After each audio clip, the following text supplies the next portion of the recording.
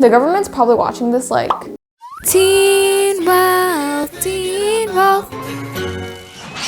Hey guys, Teen Wealth here and welcome back to my channel. Or if you're new, make sure to subscribe as I post finance videos every single week. And also make sure to give this video a big thumbs up. That being said, make sure to stay until the end of the video because I talk about one of the most important things throughout this whole entire video. And let's get right into it.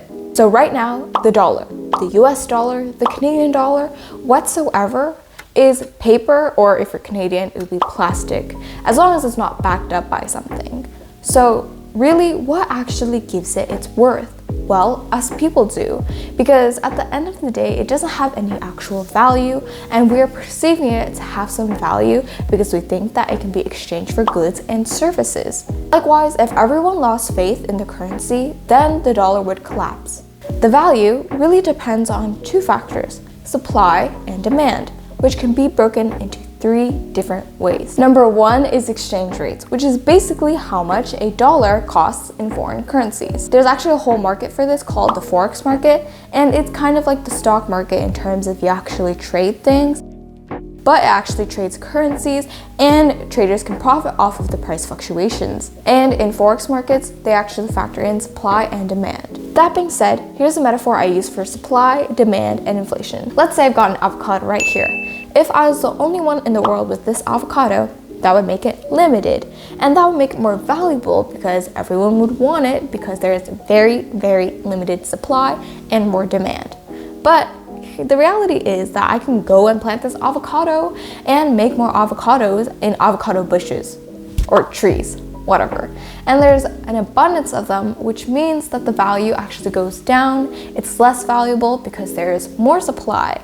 This same supply and demand theory actually works for things like the Mona Lisa, because there is only one Mona Lisa in the world and it technically can't be replicated because it can actually be found out whether it's an art replica or not. But either way, this makes the Mona Lisa very limited and there's a lot of demand for it because everyone wants this beautiful masterpiece, which makes it more valuable because the price is going up. Same thing goes with another metaphor I use, which is Yeezys. I miss the old Kanye, straight from the gold Kanye, chop up the soul Kanye, set on his goals. Because it is limited edition, that means the price just jacks up because there's more demand for it and less supply. And you might be thinking, why don't we use a commodity, which is something that actually has value? So for example, Dogecoin, Pokemon cards. I'm kidding for both of those. But even silver would work.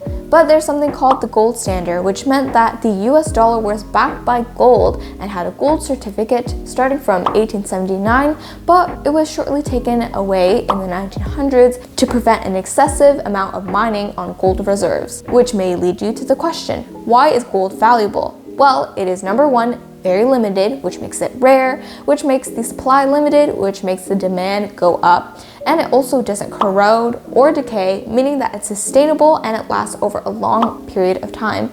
And this is why humans are way more drawn to it and furthermore making the value go up. You might be wondering what a treasury bill is.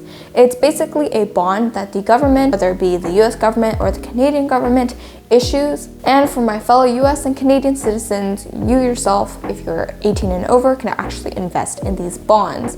And a lot of people will actually base the US and Canadian dollar off of the price of these bonds because they kind of go hand in hand, meaning that if the price of the treasury note or bond actually goes up, that means that the value of the US dollar will also go up and correspond with it. Number three is foreign exchange reserves, which is basically how much money that the US is actually keeping in supply, which means that if they hold more money instead of letting it out into the general public, then money is going to be more valuable. But if they actually let all that money out, the money loses its value. Alright guys, that's pretty much it. If you enjoyed this video, make sure to give me and my avocado here a big thumbs up and also subscribe because I post finance videos every single week, and I'll see you guys next time. Bye!